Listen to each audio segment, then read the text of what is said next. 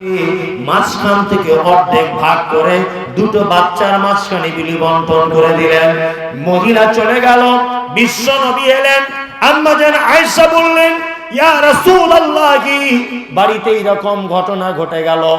ঘটনা এইরকম বর্ণনা দিলেন বিশ্ব নবী। তিনি বললেন, আয়েশা শোনো, কোন মানুষ যদি পৃথিবীতে তার মেয়েকে নিয়ে যদি বিপদে পড়ে যায়, কোন মেয়ের বাপ যদি বিপদগ্রস্ত হয়, তাহলে আমি মুহাম্মদুর রাসূলুল্লাহ সাল্লাল্লাহু আলাইহি ওয়াসাল্লাম বলছি, শুনে নাও আয়েশা, আমি আর ওই মেয়ের বাপ জান্নাতের ভিতরে এইভাবে থাকবো।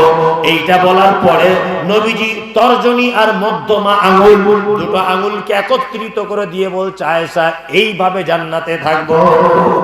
আল্লাহু ভাবতে পেরেছেন? আমি অনেক বক্তব্যতে বলেছি, যখন বাজারে যাবেন আপনার মেয়ের কপালে চুমু দিয়ে যাবেন।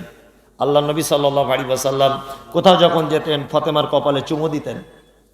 বাজারে সব থেকে সেরা ফল আপনার মেয়েকে খাওয়াবেন, সব থেকে বাজারে সেরা চাদর আপনার মেয়েকে কিনে দেবেন, সব থেকে বাজারে সেরা জুতোটা পছন্দ হবে আপনার মেয়ের জন্য কিনে দেবেন।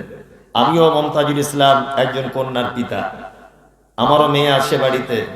এটা আমি আল্লাহর কসম করে বলছি, আমি দেমাক অহংকার কিছু করে নয়, বোঝানোর জন্য। আমি যেখান থেকে যে জিনিসটা পছন্দ হয়, বাড়ি যখন যাব আমার গাড়িতে, চলুন আমার গাড়ির ডিক্কি খুলে আপনাকে দেখাবো, কত রকমের যে গাড়ি, কত রকমের খেলনা সব কেনা আসে। বাচ্চা মেয়ে যদিও কেনা আসে, কারণ আমি একটা কথা ভাবি, আমার বেটার জন্য একটা কিছু কেনা নেই, বেটির জন্য কিনে রেখে দিয়েছি, কারণ আমাকে এই জিনিসটা সব থেকে বেশি ভাবায়।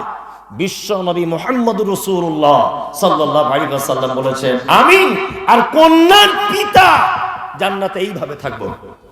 12টা ছেলের বাপ আপনি, জান্নাতে যাবেন তার কোনো গ্যারান্টি নেই। 4 বার হজ করেছেন, জান্নাতে যাবেন কোনো গ্যারান্টি নাই। লাখ টাকা দান করেছেন, জান্নাতে যাবেন কোনো গ্যারান্টি নাই। মাদ্রাসা করে দিয়েছেন, জান্নাতে যাবেন কোনো গ্যারান্টি নাই। কিন্তু মুহাম্মদুর রাসূলুল্লাহ সাল্লাল্লাহু আলাইহি ওয়াসাল্লাম বলেছেন, আমি আর কন্যার পিতা জান্নাতে একবারে এক জায়গায় থাকবো। যে মেয়েটাকে দিয়ে আল্লাহ আপনাকে জান্নাত পৌঁছাবে আর নবীর সাথে জান্নাতে থাকবেন, সেই মেয়েটাকে কি আদর কম করা লাগবে না বেশি? বেশি। সব থেকে বাজারের সেরা খাবার আপনার বেটির জন্য কিনে দেবেন। আপনার স্ত্রীকে বলবেন, বাড়িতে মাছ রান্না হলে সর্বপ্রথম আমার মেয়েকে সব থেকে ভালোটা দাও, গোস্তের টুকরা আমার মেয়েকে সবার আগে দাও, কারণ আমি এর মাধ্যমে নবীর সাথে জান্নাতে থাকবো। এই 4টিখানি বড় কথা। অনেক বাপেরা আছেন, অনেক শাশুড়িরা আছেন, বৌমার পরপর 3টে-4টে বেটি হয়েছে বলে, 3-4টে বেটি হয়েছে বলে মুখের দিকে তাকা যায় না, মনে হচ্ছে মুখে মেঘ করেছে। আছে না অনেক বৌমারা? কত বৌমারা শাশুড়ির কাছে অকথ্য ভাষাতে গালিগালাজ শোনে না? শোনে। মহিলাদের মর্যাদা দিয়েছেন কন্যা রূপে বিশ্ব নবী মুহাম্মদুর রাসূলুল্লাহ সাল্লাল্লাহু আলাইহি ওয়াসাল্লাম। স্ত্রী রূপে কেমন সম্মান দিয়েছেন নারী জাতকে, হাদিসটা একটু বলবো, বলে দিই।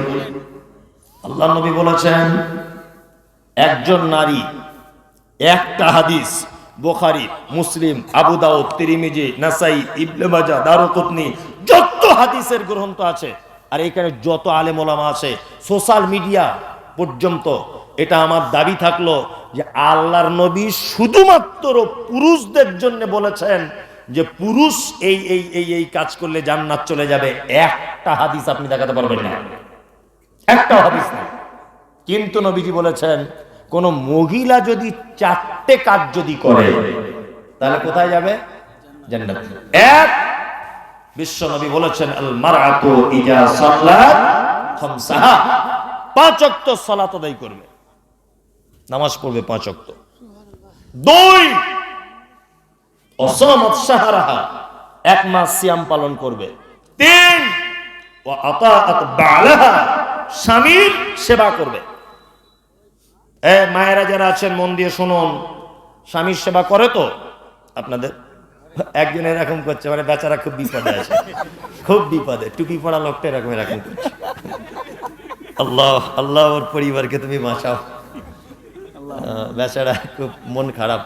গ্রামের পঞ্চায়েত রানিং মেম্বার কেউ থাকলে কাল সকালে একটু বাড়ি যাবেন।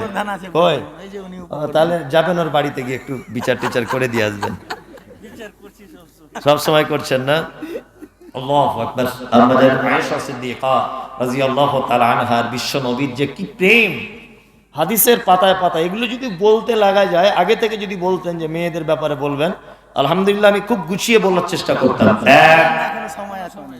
আম্মা জান আয়েশা বলছেন, যে গেলাসে আমি পানি পান করিতাম, পান করা হয়ে গেলে নবীকে দিতাম, দেখিতাম আমি নিজ নয়নেতে, ওখানে মুখ লাগায়া নবী পান করিতেন। গোস্ত খেয়ে হাড্ডি গুলো ফেলিয়া দিতাম, চুষে চুষে খেত নবী চোখেতে দেখিতাম। আমাদের আয়েশা বলছেন, বিশ্ব নবী আমাকে এত ভালোবাসতেন, আমাকে এত প্রেম করতেন। আম্মাজান আয়েশা নিজে বর্ণনা করছেন, যে গেলাসে আমি পানি পান করিতাম, পান করা হয়ে গেলে নবীকে দিতাম, দেখিতাম আমিও নিজ নয়নেতে, ওখানে মুখ লাগায়া নবী পান করিতেন।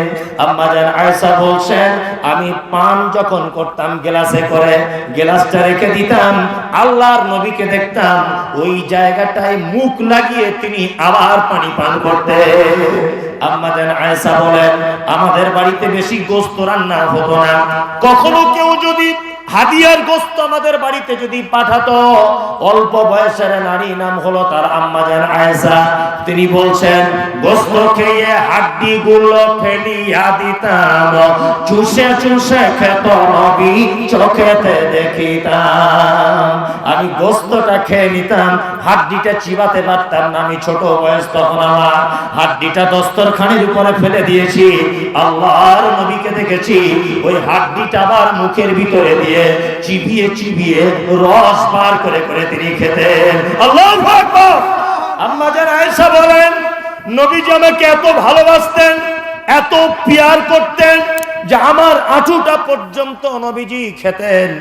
আর আমার আঁটু শুধু খেতেন না, আম্মা জান আয়েশাকে গভীর রাত্রিতে আল্লাহর নবী ডেকে তুলেছেন, আয়েশা চলো দেখি ওঠো। আল্লাহর নবী উঠলেন, আয়েশাও উঠলেন। চাঁদনী রাত, জ্যোৎস্নার রাত। আল্লাহর নবী বলছেন, আয়েশা চলো, সবাই মদিনাতে এখন ঘুমিয়ে আছে, কেউ জেগে নাই, চলো আমরা দুজন দৌড় প্রতিযোগিতা খেলবো, চলো দুজনে দৌড়াবো, আজকে দুজনে দৌড়াবো, চলো। কিছু বলছেন? আপনি বক্তব্য চালান, শ্রোতা যতক্ষণ আল্লাহ রাসূল বলছেন, আয়েশা চলো একটু দৌড় প্রতিযোগিতা করি, চলো। আল্লাহ রাসূল দৌড়ালেন, আয়েশা দৌড়ালেন। আল্লাহ নবী সাল্লাল্লাহু আলাইহি ওয়াসাল্লাম দেখলেন যে আয়েশা দৌড়িয়ে ফার্স্ট হয়ে গেল। তখন বিশ্ব নবী বলছেন, আয়েশা আমি তোমার কাছে হেরে গেলাম। আয়েশা কিছুদিন পরে তার মায়ের বাড়িতে গেল। আম্মা জান আয়েশা বলেন, আমি একটু রোগা পাতলা ছিলাম, এই কারণে আল্লাহর নবী আমার মায়ের বাড়িতে আমাকে পাঠিয়ে দিয়েছিল। এই মেয়েরা যারা বসে আছেন শুনুন, এটা একদম চমৎকার হাদিস। আম্মা জান আয়েশা বলেন যে আল্লাহ রাসূল, আমি একটু রোগা পাতলা ছিলাম বলে আল্লাহর নবী আমাকে মায়ের বাড়ি পাঠিয়ে দিয়েছিলেন, যে আয়েশা যাও একটু মোটা সোটা হয়ে এসো। আয়েশা বলছেন, আমার মা এত বেশি খাওয়াতেন দুটো জিনিস, কি? খাজুর আর শসা। শসা বুঝেন তো? ক্ষীরা, ক্ষীরা আর খাজুর, এই দুটো জিনিস আমার মা এত বেশি খাইয়েছিলেন যে কিছুদিনের ভিতরে আমার চেহারা ডেভেলপ হয়েছে। যাদের বিবিদের বা মেয়েদের বা আপনি নিজের শরীর স্বাস্থ্য খারাপ, প্রতিদিন খাজুর খান বেশি করে। খাজুরে প্রচন্ড পরিমাণ প্রোটিন, প্রচন্ড পরিমাণ রক্ত বৃদ্ধি করে খাজুরে। আর শসা খান বেশি করে, একদম আল্লাহ রাসূলের সেই হাদিস এটা। আম্মা জান আয়েশা চলে এলেন, একটু চেহারা স্বাস্থ্য ভালো। এইবার আল্লাহ রাসূল সাল্লাল্লাহু আলাইহি ওয়াসাল্লাম বলছেন, আর একদিন জ্যোৎস্না রাত্রে আয়েশাকে তুলে, আয়েশা ওঠো, চলো আজকে দৌড় প্রতিযোগিতা করব। সেদিন দৌড় প্রতিযোগিতা করে আম্মা জান আয়েশা সিদ্দিকা রাদিয়াল্লাহু তাআলা আনহা হেরে গেলেন, মানে মোটা হয়ে গেছেন একটু। আল্লাহ রাসূল ফার্স্ট হলেন। তখন আম্মা জান আয়েশা মুখটা একটু ভারী করে নিলেন যে আমি আজকে হেরে গেলাম। তখন আল্লাহ রাসূল বলছেন, আয়েশা সেই দিনের প্রতিশোধ আজকে নিলাম। মানে স্বামী স্ত্রী এত মহব্বত ছিল, দুজনে প্রতিযোগিতা পর্যন্ত করতেন। আর আমাদের স্বামী স্ত্রী মহব্বত আছে? দুজন দুটো মোবাইল নিয়ে ও ওদিকে পিছন ঘুরিয়ে শুয়ে মোবাইল ঘাঁটছে, এ এদিকে ঘাঁটছে, মাঝখানে রাত 3টে বেজে গেল, প্রেমও নাই, ভালোবাসা নাই, কথাও নাই, যে যার মতো ঘুমিয়ে গেছে। বাস্তব না? বাস্তব। ও স্বামীর কাছে টাইম দেবে কেমন করে? স্বামী বা স্ত্রীর কাছে টাইম দেবে কেমন করে? ও তো পরের বউ কেমন করে ব্লাউজ পড়ছে এটা মোবাইলে দেখছে। বাস্তব এটা। পরের বউ কেমন করে শাড়ি পরছে এটাও মোবাইলে দেখছে, অথচ নিজের বউ পাশে শুয়ে আছে, কোনো ভুরুক্ষেপই নেই। মায়েরা যারা আছেন, আপনি জান্নাত যদি যেতে চান তাহলে আপনার 3 নম্বরের পদক্ষেপ স্বামীর সেবা করবেন। তবে এখানে একটা কথা বলে দিচ্ছি, শুধু যে মেয়েরা স্বামীর সেবা করবে তা নয়, পুরুষদেরও করতে হবে। ও বউ বলে ও আর আপনি স্বামী বলে লাট সাহেব নয়। কি বললাম বুঝলেন? এবার একটা চমৎকার হাদিস বলে আপনাকে বেড়া জালে ঢেকে দিই। আল্লাহ নবী সাল্লাল্লাহু আলাইহি ওয়াসাল্লাম বলেছেন, ওই পুরুষ মানুষ আল্লাহর নিকটে উত্তম যে পুরুষ মানুষ তার স্ত্রীর কাছে উত্তম। আমি মুহাম্মদ সাল্লাল্লাহু আলাইহি ওয়াসাল্লাম, আমি আমার স্ত্রীদের কাছে উত্তম স্বামী। তার মানে আপনি যে কত ভালো লোক এই সার্টিফিকেট দিতে হবে আপনার স্ত্রীকে। কি বললাম বুঝলেন? আপনার স্ত্রীকে এই সার্টিফিকেট। তবে একটা জিনিস, বউদের কাছে সার্টিফিকেট পাওয়া খুব মুশকিল, খুব মুশকিল।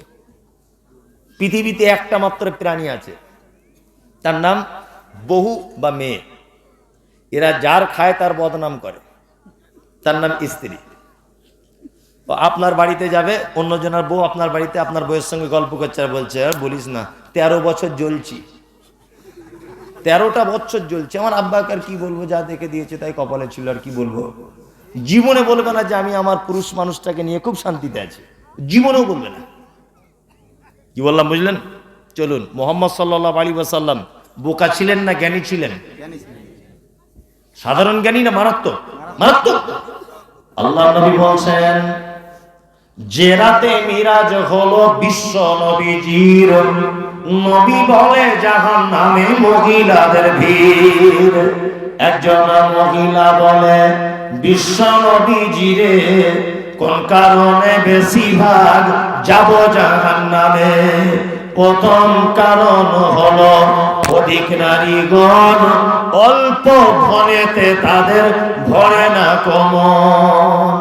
আল্লাহ নবী বলছেন, মিরাজের রাত্রিতে গেলাম, জান্নাত দেখলাম, সব গরিব মানুষেরা, ফুচকাওয়ালা, ওই আপনার ফেরিওয়ালা, মাছওয়ালা, রিক্সাওয়ালা, ঠেলাওয়ালা, এরা সব জান্নাতে বসে আছে। আর জাহান্নামে দেখলাম শুধু নারীতে নারীতে ভর্তি জাহান্নাম, আর কোটি কোটি কোটি কোটি টাকার মানুষ, ধনী লোক, মারাত্মক ধনী লোক, এদেরকে সব বেশিরভাগ দেখলাম জাহান্নামের ভিতরে। এ কথা বলছেন কে? মুহাম্মদ সাল্লাল্লাহু আলাইহি ওয়াসাল্লাম। নারীদেরকে জাহান্নামের ভিতরে দেখলেন, তা আল্লাহ রাসূল ফেরত এলেন ওখান থেকে, মিরাজ থেকে ফেরত আসার পরে বক্তব্য রাখতে রাখতে বলছেন, ইয়া মাশারান নিসা তাসাদ্দাকনা, এই নারীরা, আমি তোমাদের অধিকাংশকে জাহান্নাম থেকে দেখে এলাম। ইয়া মাশারান নিসা, এ নারী জাত, তাসাদ্দাকনা, তাড়াতাড়ি করে সাদকা করতে শুরু করো, তাহলে তোমরা জাহান্নাম থেকে বাঁচবে। একজন মহিলা, বুদ্ধিমতী মহিলা আল্লাহ নবীকে বলছেন, আল্লাহ নবী, আপনি পুরুষদের ব্যাপারে কিছু বলছেন না, নারীদের ব্যাপারে কেন বলছেন? নারীরা কি এমন ভুল করেছে? বিশ্বনবী বললেন, প্রথম কারণ হলো অধিক নারীগণ, অল্প ধনেতে তাদের ভরে না কমন। তারা জাহান্নামে যাবে, তার একটা কারণ অল্প জিনিসে মন ভরে না। আচ্ছা, এই কথা বাস্তব না অবাস্তব? বাস্তব না? আপনাকে আর কি বলবো, আমি আমারটাই বলি। কি হয়, আমি বাপের একটাই বেটা, সত্যি। আমার 4 বোন, 4 বোনের পরে আমি, মানে আমার মায়ের আমি খুব আদরের বেটা একটাই। তা ছোটতে প্রচন্ড বদমাইশ ছিলাম, এত বদমাইশ যে আমার মা আমার বদমাইশিতে টিকতে পারতো না। আমার মনে আছে, আমার আব্বা হাতে দড়ি বেঁধে মাদ্রাসায় নিয়ে যাচ্ছে আমাকে, বলছে চল তোকে মাদ্রাসায় গিয়ে ব্যবস্থা করব। আমার বাড়ি থেকে 200 কিলোমিটার